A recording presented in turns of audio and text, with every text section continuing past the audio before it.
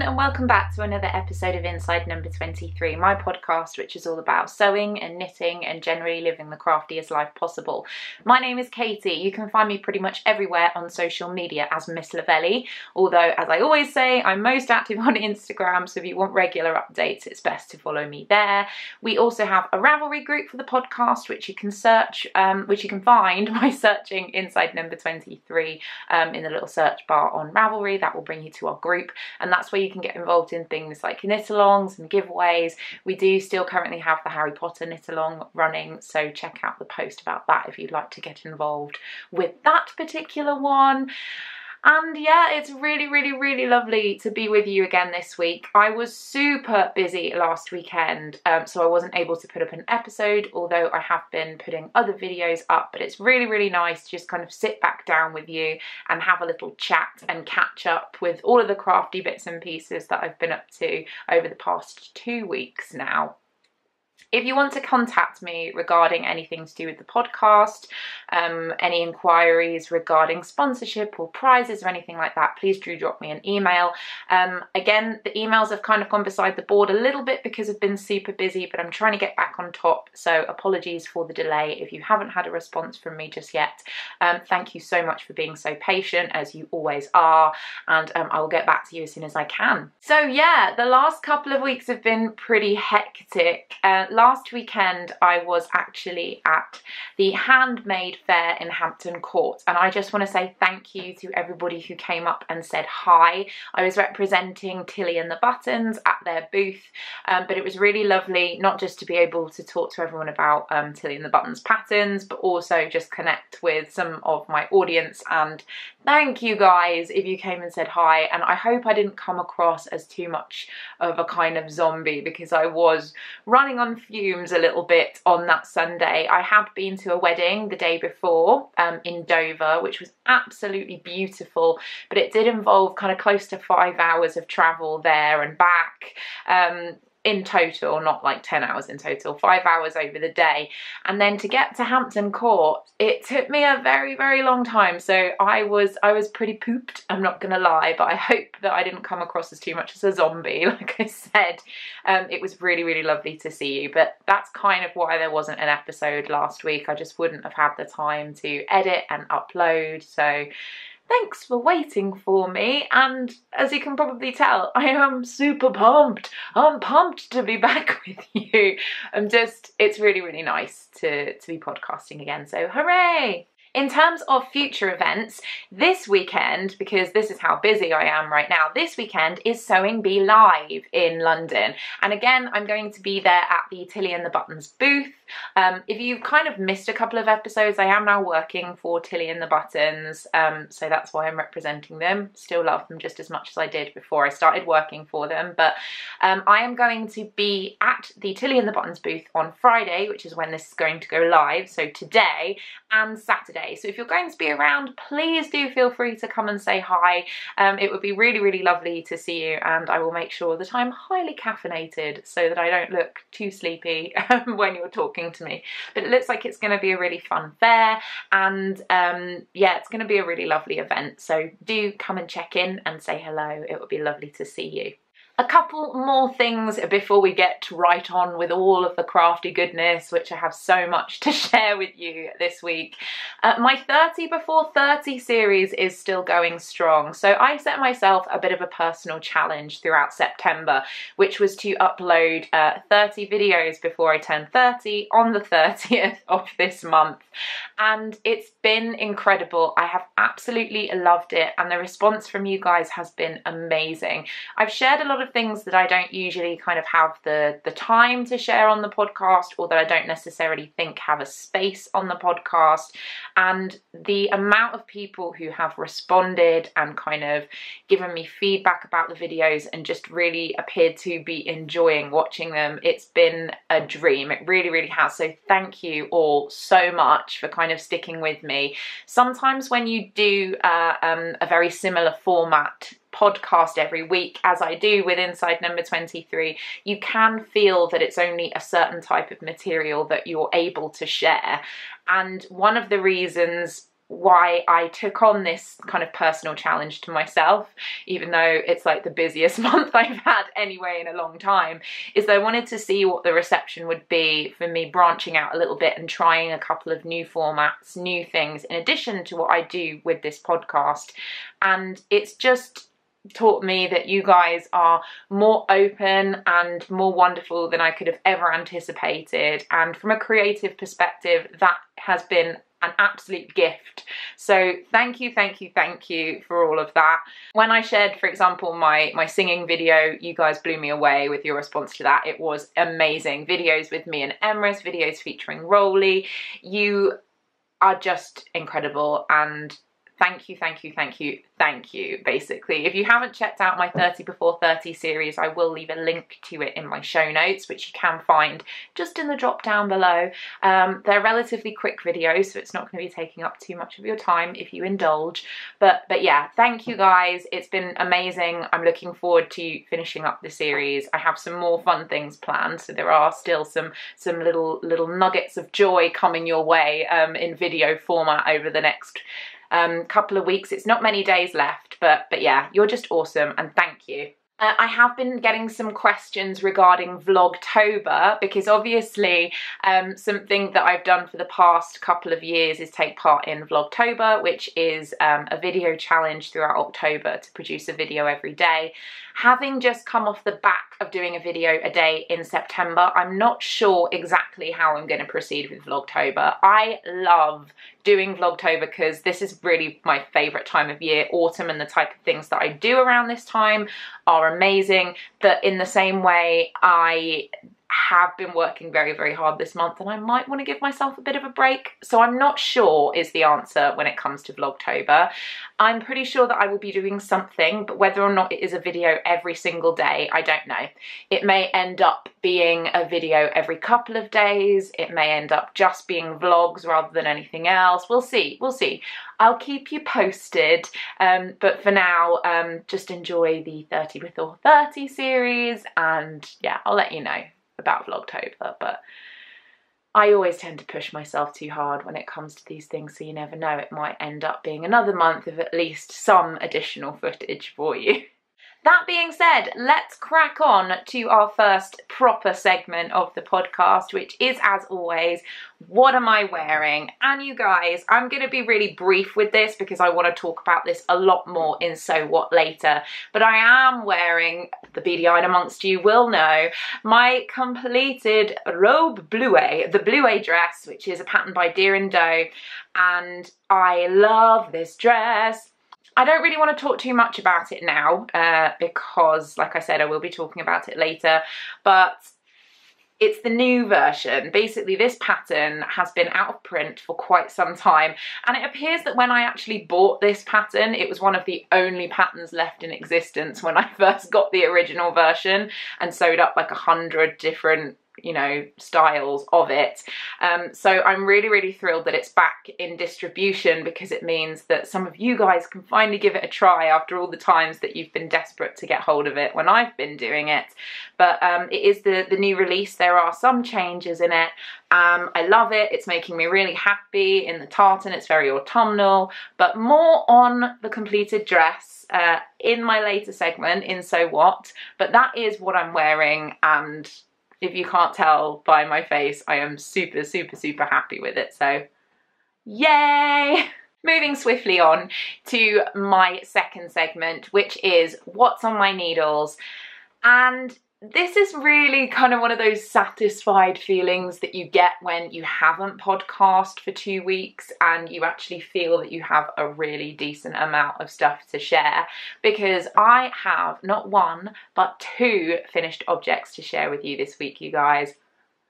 2 finished objects, can you believe it? Now, one of them has been a very, very long time coming, so I'm going to start with that, and that is my Oracle shawl, which is an incredible pattern by Kristin of Voolenvine Yarns and the Yarngasm Podcast. Ah, it's finished! Oh my goodness. So this shawl, as you will know if you've watched previously, is a pie shawl, so it's a circular shawl designed by Kristin. I've knit it in her yarn. So this yarn is her Nouveau singles base. It's 100% merino singles, and it's in 3 different colours. The kind of mauvey pinky colour is Fairie hair, the black is Grim, and then this gorgeous pale speckled colour is Enjoy the Silence. And I love this so much. I'm going to try my best to kind of stretch it out so you can see. Look at how huge. It's huge. It's huge and soft and beautiful, and I am so thrilled for this to be finally finished. It is utterly glorious. Now, this is the first time that I have ever knit a pie shawl, and I must admit that by the time I got to the end of knitting this and I was doing the I-cord bind off, which goes around the entirety of the bottom of the shawl, I was losing the will to live a little bit, because that is a lot of stitches to be bound off. But my goodness, it is so worth it when you see it all kind of finished, and to have that little black edge I think is wonderful. This shawl makes me feel like Wednesday Addams. This is definitely very Addams Family-esque. I love it. I think that it is glorious, and if you haven't knit one, you really, really, really should. I don't have enough good things to say about Kristin and about everything that she does. Her pattern is just beautiful to use. Visually, she's thought about everything. It's beautifully laid out, very, very clear. Very easy to use, so there's not kind of lots of hidden bits and pieces that you wouldn't necessarily understand unless you've been knitting for a very long time. And if you do get the opportunity to knit it in her yarn, oh my goodness, I mean, can we talk about that lace? How amazing is that lace? So obviously the pattern is in lots of different segments, which basically go from brioche to lace to brioche to lace to brioche to lace, which is perfect for something by Kristin, because I know that both lace knitting and brioche knitting are 2 of her passions. So it just, I mean, this is my Kristin shawl. That's basically what I've been referring to it as in my head, and when I've been kind of knitting on it, it's my Kristin shawl. It just represents everything to do with her. She is incredible. I love her shawl. I love her. And I'm really happy to have this finished. Now that the weather is changing properly, I should be able to get this worn. I have had a couple of questions as to how you wear a pie shawl, and this is kind of how I'm going to wear it. So I've literally I keep saying literally, and I know that I'm not using that correctly, but I fold the pie shawl in half, so into a half circle, and then I wear it in the same way that you might wear a crescent shawl or a triangular shawl, which is just to pull the 2 ends over and then have this section at the front just draping down. And I really like wearing it like that, because you can kind of see all of the different colours laid out in the front, and it's lovely. But the other way that I have been enjoying wearing it around the house is, again, by just folding it in half, so it's a half circle, and then draping it around my shoulders. It's a really, really warm, beautiful thing to wear, and then you can see all of the design, obviously, so you can see everything laid out beautifully. Oh, it's gorgeous. It is absolutely divine. I love it so much. It makes me feel like a gothic fairy princess. And yeah, there's not really much more that I can say about how wonderful this pattern is. It is an absolute joy to wear. It was a joy to knit, even though, oh, it's like a massive beard. So funny. Even when I was kind of stressing out at the very end because I had so many stitches on my needles, it's still such a pleasure to knit and I love it. I'm so happy. I'll wear it like this. I look like little Bo Peep. I should really put this down now. I can't stop playing with it. Can't you tell how much I love it? I just can't stop playing with it. It's amazing. Okay, so that's the first finished object. There is another one. This one's slightly less impressive, but just as gorgeous. And I'm really happy with it because I finished my Sockhead hat. Yeah! It looks like a sock puppet, doesn't it? Blue, blue, blue, blue. Anyway, this hat has been on the needles for a little bit. It has been my cinema knitting of late, and I've finally gotten it off the needles. I'm very happy. Again, it's nice to have it finished now that the weather is turning because I can wear it when I'm taking Rolly out for a walk and that type of thing. But here is my first ever Sockhead hat. This yarn is by the Woolen Homestead and it is in the Nymphadora Tonks colourway, which is a selection of gorgeous colours, hot pink and green and electric blue and a lot of natural in there as well, and it's created this really lovely speckled kind of colouring. It hasn't pulled at all, which I think is really great, and I just love it. In terms of finishing it off, I have added a little pink pom-pom onto it, and it's really fun. I just love it. I'm going to put it on so that you can see what it's like on, and I will look ridiculous because I haven't really done my hair to be suitable for wearing this kind of a hat. But hey, you know, the things I do for you, I will put this on so that you can see it.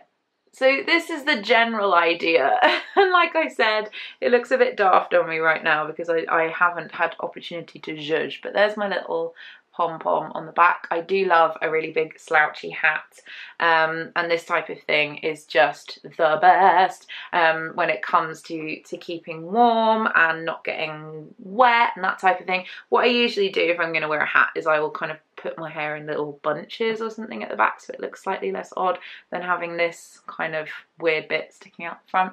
But that is it. Isn't this cute? I love the pom-pom. Every hat pretty much that I've knit recently has a pom-pom on it. And now I have hat hair.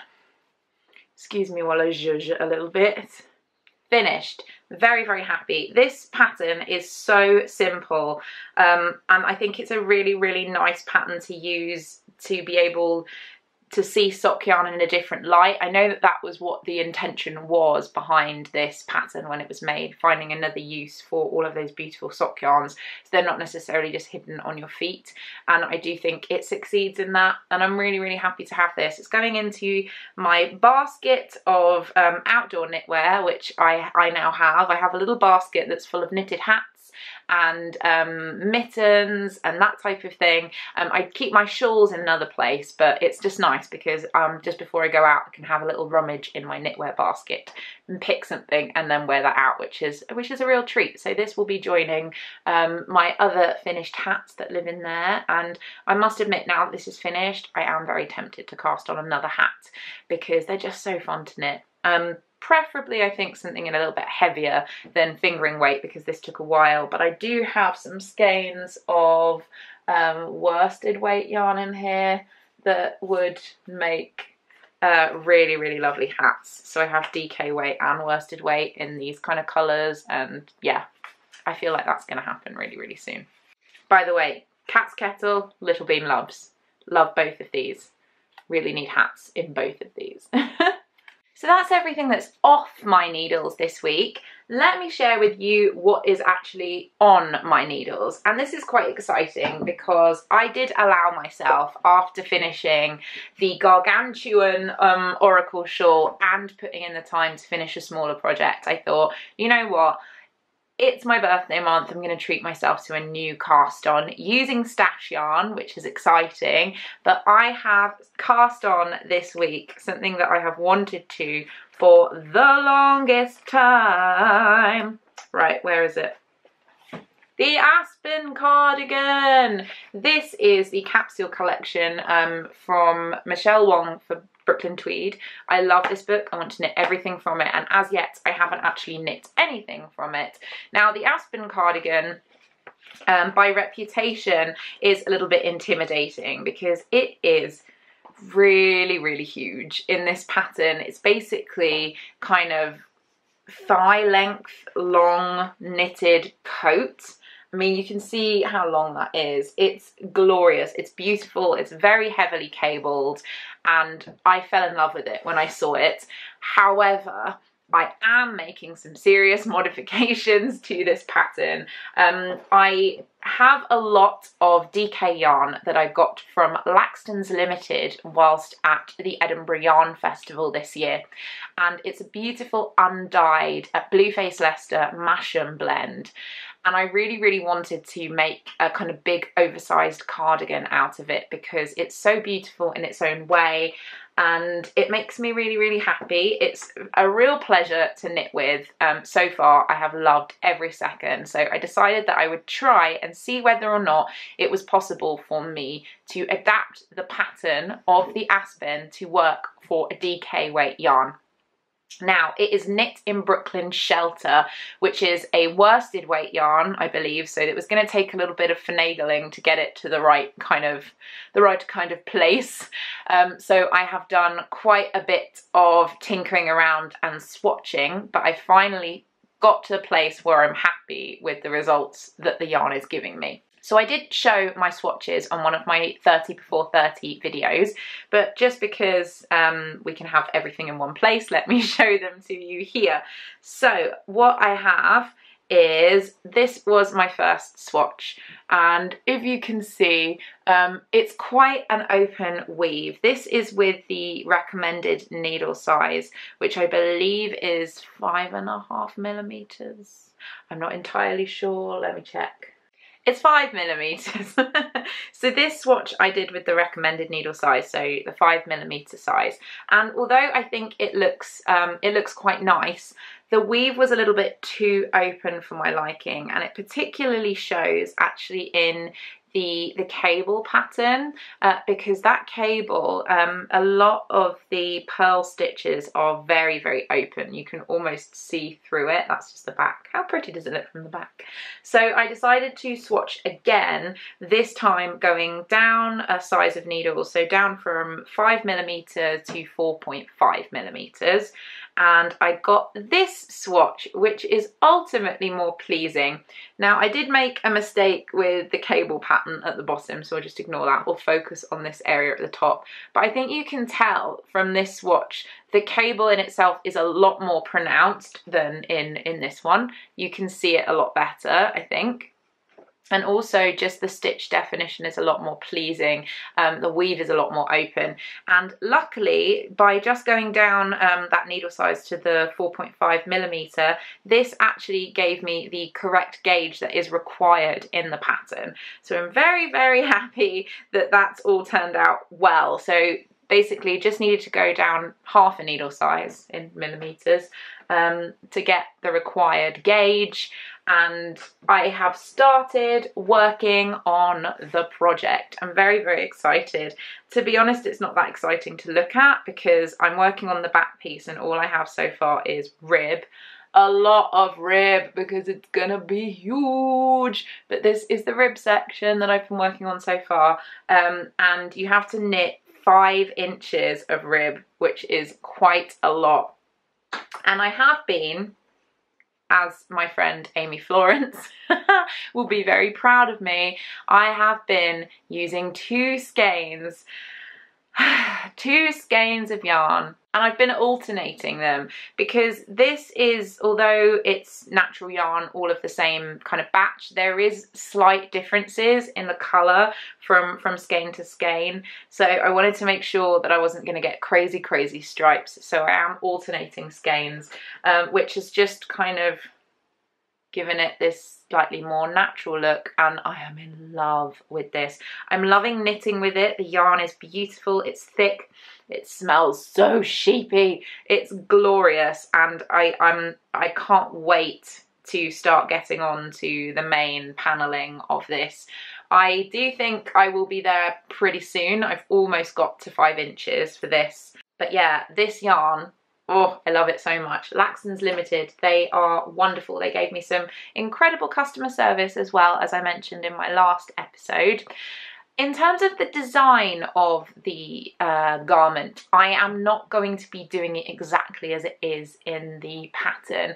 I do want to keep the pockets. I love the idea of a knit with pockets. It just makes me very happy on very, very many levels. I think pockets in everything is a good idea, but I am going to be shortening it, and I don't think I'm going to be adding the large belt that goes around it. It's just not really to my taste, so we'll see. It's why I'm glad I'm starting with the back piece, because I can work out the alterations that I want to do as I go, in terms of the length and everything like that. And I can then carry those alterations over onto the front pieces, which have more of the kind of intricacies, like the shaping around the neckline, the opening at the front, and also the pocket details. So if I can still do the pockets and have it look good, then I will. If not, I will just kind of, you know, go with it and not have pockets. But it would be really, really lovely if I could still have pockets, because yay for pockets! But yes, this is a real... It's a real labour of love at the moment, just because so much rib, but it's going to get even more of a labour of love when I'm starting to do all of those charts for all of that cable work, but the best kind of labour of love, because it's going to be amazing. I can't wait. I'm so excited to get back into some real cabling and to get some garments off the needles.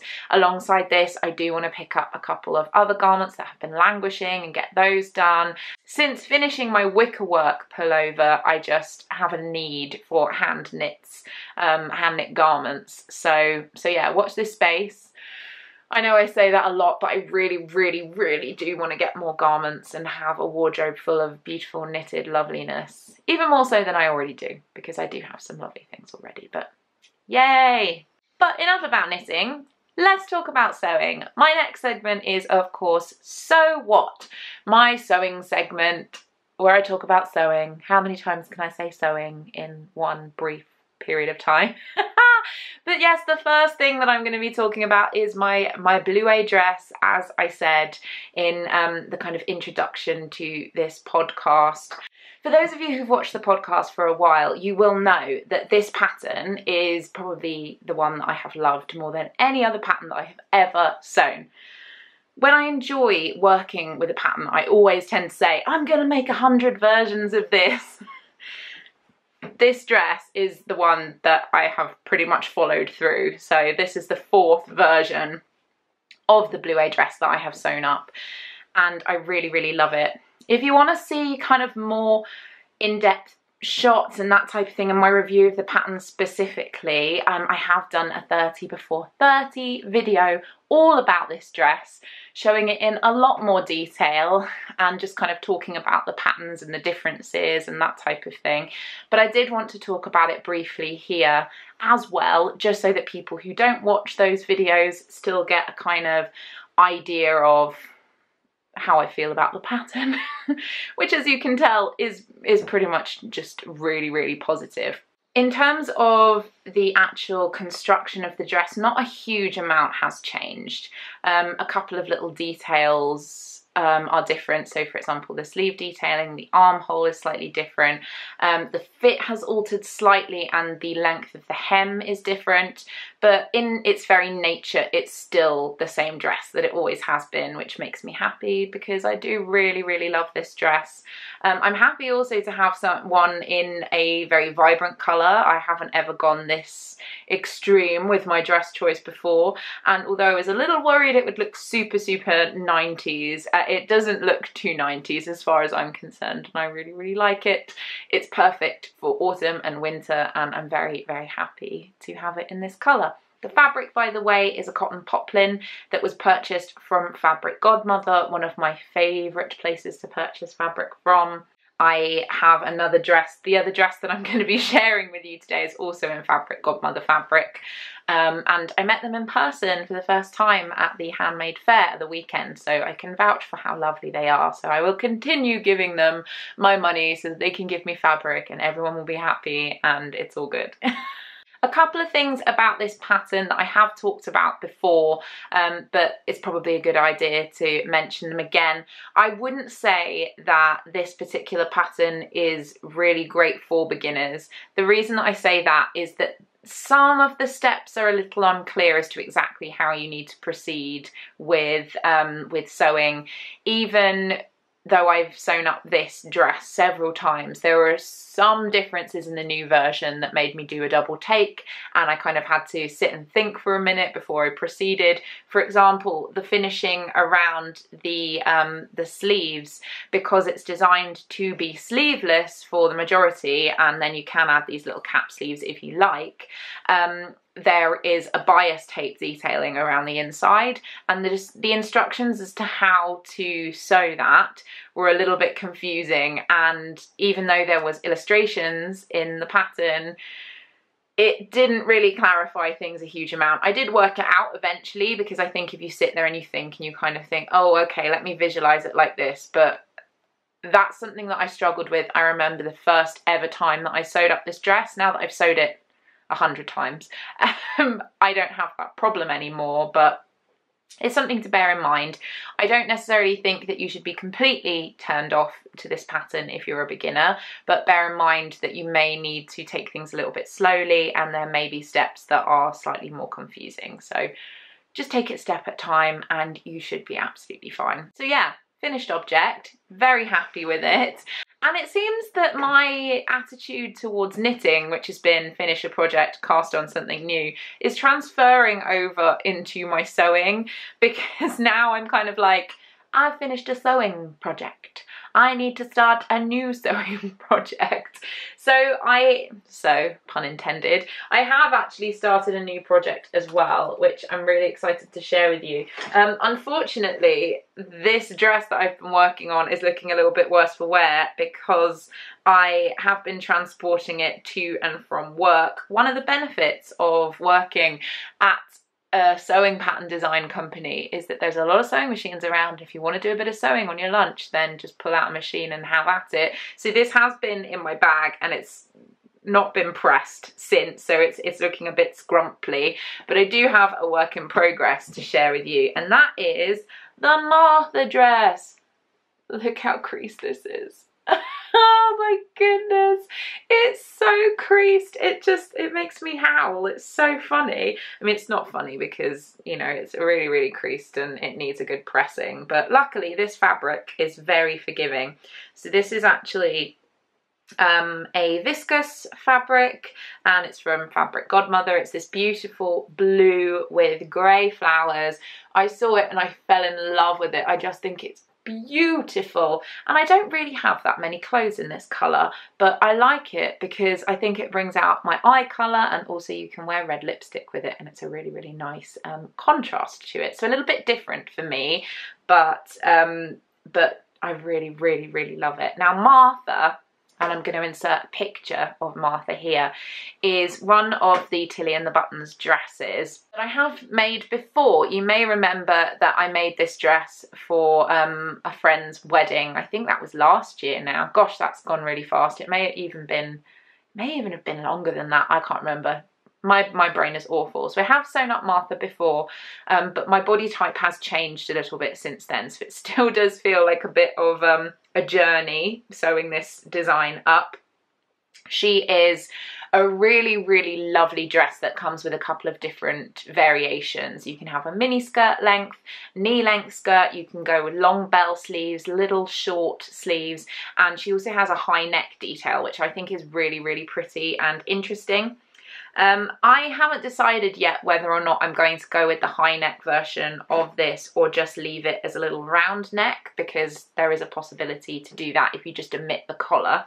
So I'll see how I feel, but right now I've done the main construction on the bodice, as you can see in this very wrinkly bodice. Oh my goodness, it's even worse at the back. Look at that. Look at those creases. I did not do any pattern matching for this because this is a very, very wide pattern, and I don't think it matters because it's so kind of similar. It doesn't really show up in terms of the fact that I haven't matched everything. But it has these beautiful princess seams down the front, which have all been stitched and understitched and finished inside. I do need to do a touch of fitting on the bodice because it came up a little bit bigger than I thought it would. Part of that, I think, is to do with this fabric. It's very, very soft and floopy, as you can see. It's one of the most fluid fabrics that I've used in a while, but that does mean that it does have more movement in terms of fit than I was anticipating. It's a lot more flexible and less structured than, say, cotton poplin that I used for this. So it can do, I think, with a little bit of taking in on some of the main seams. So I haven't yet started the construction on the skirt. I wanted to wait until I had done everything that I needed on this, on the bodice, but I really love it. I think it's gorgeous, and it's just, I mean, it just makes me feel girly and pretty, and yeah, it's a really great pattern. I enjoyed working on it the first time, and I'm pretty sure I'm going to enjoy it just as more this time. So that is my current work in progress. And I do have a lot of other sewing projects that I want to get done. I do have a couple that I want to get finished soon. So I have my flamingo shirt that I was working on. I also have my kind of polka dot dress that I was working on. They are both in various stages of being unfinished, but fingers crossed, once this month is over and I have a little bit more time, I will be able to commit during October and November to really getting a lot of things sewn up for my handmade wardrobe, because that would just be lovely. Really, really, really, really nice. And as the weather is getting horrible and the days are getting shorter, it does encourage me to sit at my sewing machine for longer and just sew all night while it rains and the dark comes, and but yes, I'm very, very excited to get a whole variety of things sewn up for my autumn winter wardrobe. One thing that I would like to say before we move on to my final segment today is I get a lot of people asking me, I'm putting it in the sewing segment because it has been more sewing based recently, but a lot of the time it does go into knitting as well. I've had a lot of people asking about projects that haven't made an appearance on the podcast for a while. So for example, I've had a coat cut out and ready to sew for a very, very long time, and a lot of people ask about it and kind of say, how are you getting on with it? Guys, if it's not on the podcast, I haven't been working on it. Believe me, sometimes it feels like I don't have anything to share with you on a week-by-week basis. I've talked about how frustrating it can be when creating kind of feels like you have to produce content for the podcast, and how stressful that can be and how anxiety-inducing that can be. And so if you're not seeing something on this podcast, it's because I haven't worked on it. So it's not like I've got 70 projects waiting in the wings that I've just been working on intermittently every so often. That's not happening. If it's not here, it's not worked on. And the reason that I'm kind of saying that is I know that it's not coming from a negative place at all. I know that these comments are genuinely because you're interested and because you're excited about projects. But if you ask me where something else is when I'm showing you a project that I'm working on at the moment, because of the type of person that I am, it automatically makes me feel as though I'm not doing enough for this podcast and that I'm not working hard enough. And as you'll probably know if you've been watching this podcast for a while, and if you've watched my vlogs, and if you've been seeing the type of things I've been getting up to over the past month, I am a chronic overworker. I always make myself do more than is really physically possible, and I set my sights very, very high. I set myself kind of unachievable goals, and then I beat myself up when I don't meet the very high standards that I've set. So when someone asks me, what about this other project, when I'm sharing something that I am currently working on, maybe I've finished it, maybe I'm really proud of it, it automatically kind of does two things. Firstly, it devalues the work that I've put into the thing that I'm sharing with you, which is really, really sucky when you've just finished something and you're proud of it, to automatically kind of go, oh yeah, this is not great, is it? And the second thing is that makes me feel as though I've let you down and as though I am just not good enough. And I'd really, really like to not feel like that. And like I said, this isn't me coming at you being like, you're so horrible, because I know that it comes from a place of, like I said, love and enthusiasm and wanting to get involved in seeing all of the different projects. And I understand that.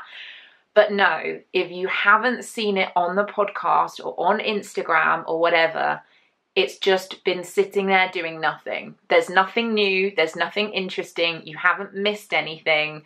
So just bear that in mind when you ask me about projects that have been long languishing. Thanks! So it is time for my final segment of the podcast this week, and that is, of course, General Waffle. General Waffle. And this week's waffle is going to be about something a little bit different. I'm very, very, very excited about it. I'm going to be sharing a book with you, and this book was actually given to me by the author. How exciting! To do a little review, and I've been keeping this one to myself for a little bit because I wanted to have the time and the space to properly share with you exactly how I feel about this book, because it's pretty amazing, it's pretty epic, and it's pretty life-changing. I'm gonna go out there and I'm gonna call it life-changing. It is incredible.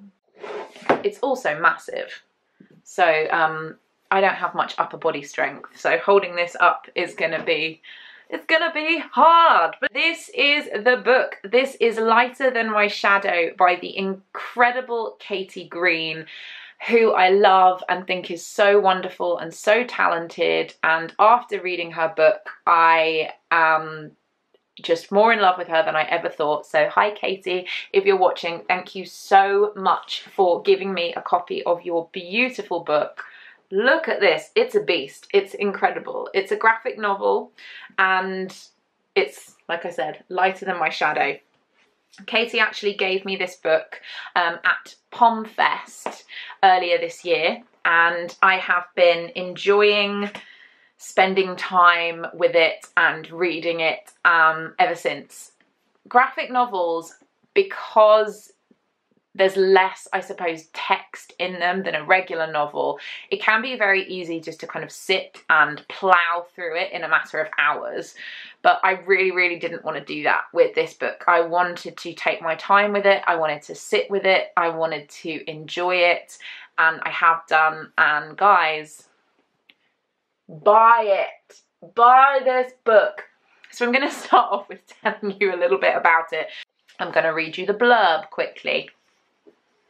A beautiful, heartbreaking, and ultimately uplifting graphic memoir.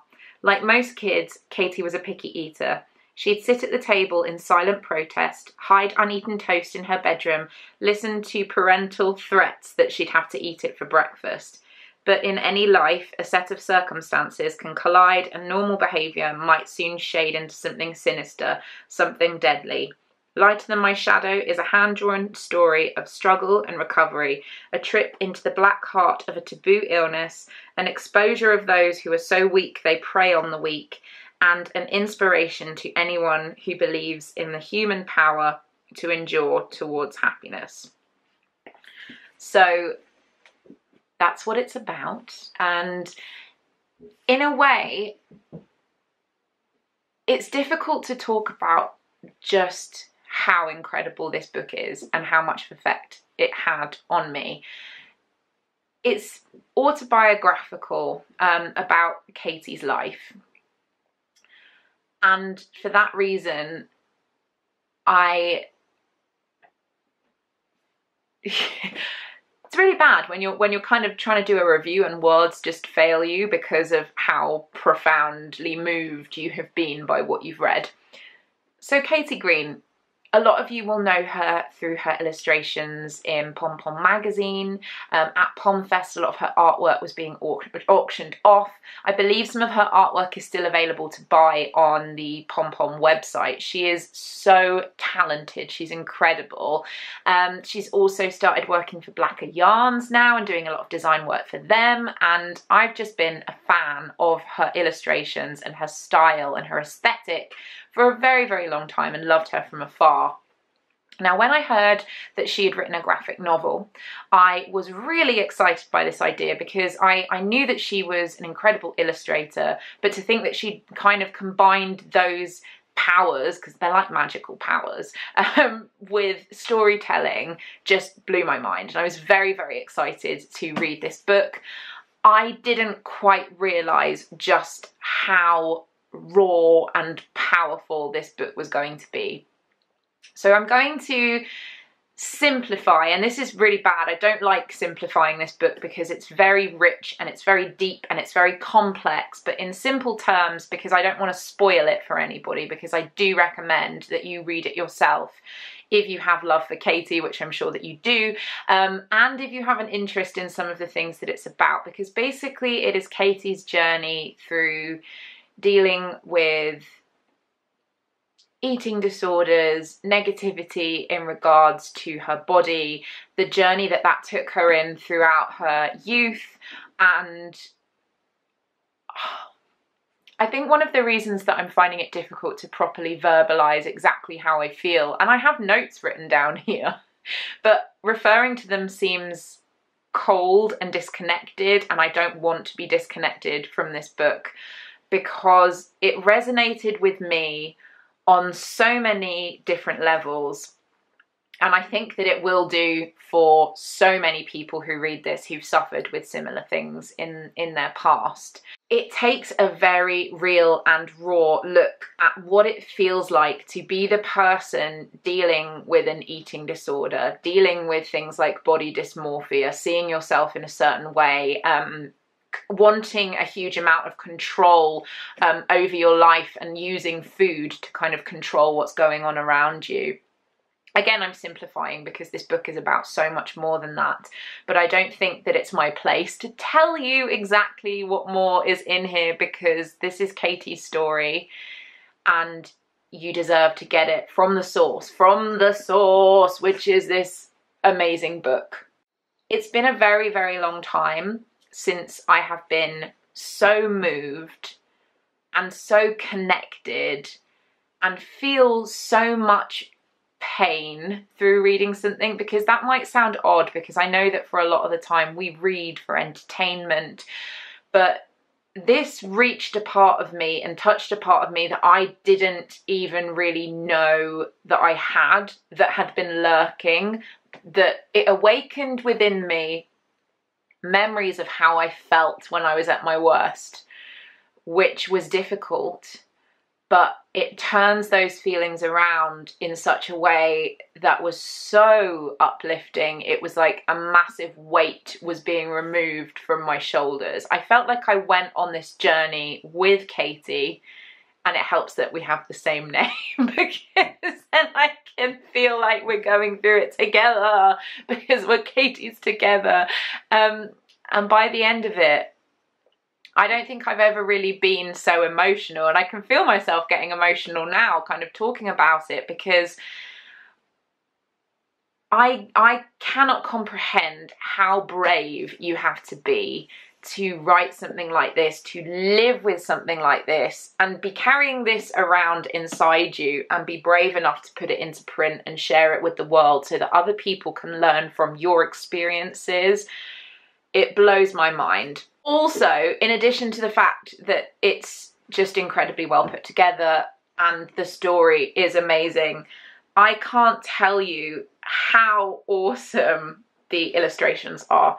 I don't really want to show you too much because, again, it's such a big part of the book itself, the illustrations. I don't feel comfortable sharing all of that with you. It's what you buy the book for, but here's Katie. It's I really can't do it justice. The only thing that I can say is, if you are, as I said, a fan of Katie and what she does, and why wouldn't you be, because she is amazing, or you have struggled with similar issues yourself, whether you know people who have suffered with similar issues, or whether you've just had problems with loving yourself as you are, you've wanted to change yourself, you've gone through those kind of journeys, which I do think they're universal emotions that affect us all in different ways, you will be able to get so much from this book. And I'm so happy that I've read it. Very rarely can I say that reading something has affected me on that kind of a level. But this book, I feel like I am better for reading this book, and I can only thank Katie for writing it, for allowing me to have a copy, allowing me to read it. Thank you so much, and you really, really need to get hold of a copy of this for yourself, guys, because it's amazing. A little bit of detail about this if you are wanting to get hold of a copy for yourself. I am referring to Katie's Instagram just to grab some details. She is Katie Green Bean on Instagram, so do follow her, give her so much love, go and tell her that she's amazing, because she is. And she very excitingly had her book be launched in America yesterday. By the time this comes out, that'll be 2 days ago, but today, it launched, she says, in comic shops around the USA yesterday, and in a few more weeks it is going to be available in bookshops and online in the US as well. So you can currently get this online. I believe you can buy it through Katie's website, but it's available in the UK. But now that it's available in the US, it is available for so many more people to consume it and love it and enjoy it. And I really, really hope that you do. I hope that you know that my opinions on this podcast are always my own. Even when people have been lovely enough to give me something to review or give me something as a gift, I'm not going to tell you that something's amazing unless it actually is. And I can say 100% hand on heart, this book is incredible. And without sounding too ridiculous and dramatic, I really do feel like it changed my life. So thank you, Katie. You're awesome.